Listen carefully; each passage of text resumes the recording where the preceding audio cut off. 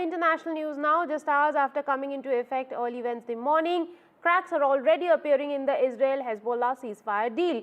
Both the sides have begun trading ceasefire violation allegations. Israeli military has issued a statement claiming that it fired on suspects arriving to several areas in southern Lebanon in violation of ceasefire. The statement added that its fighter jets targeted Hezbollah facility in southern Lebanon that contained medium-range rockets. On the other hand, Hezbollah member of Lebanese parliament Hassan Fadlallah has alleged that Israel had violated ceasefire deal by firing on civilians returning home to their villages along Lebanon's southern border in Israel.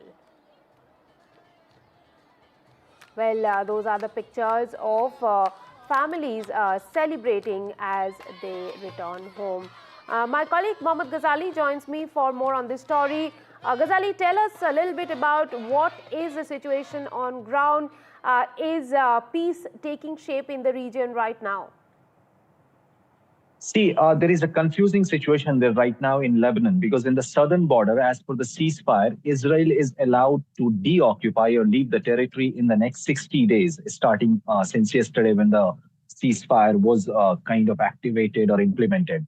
But today, the Lebanese Prime Minister had announced that people can return to their southern part of the territory, southern part of Lebanon, which they had left due to the war. And when they started moving towards that area, they found the presence of Israeli troops, and Israeli troops were announcing that people should not get close to the southern border. Now, that was an utter confusion for people, and that is when Israel also started attacking, saying that they have found the presence of Hezbollah operatives in the area, and that is why they are attacking or sort of eliminating that threat. The part of ceasefire also says that Israel has a right to self-defense or a right to self-defense. And that is the clause which Israel is using to occupy the land. It's not leaving that area. And also it has got ample time to stay there under the pretext of saying that it still feels that Hezbollah's presence is there, and that is why it's attacking that region. But for the normal civilians there, for the residents of the southern area of Lebanon who had left the place for the last couple of months since this war started,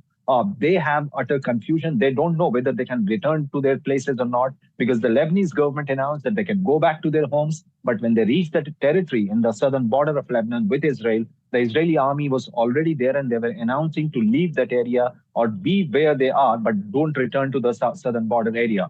And that is why the experts believe that this entire ceasefire, which has been brokered by the United States, the clause somewhere is confusing for both sides, and it is just a temporary truce, and it can break any time. And yet today was certainly an example that how Israel or Hezbollah, both parties are accusing each other of breaking the ceasefire guidelines.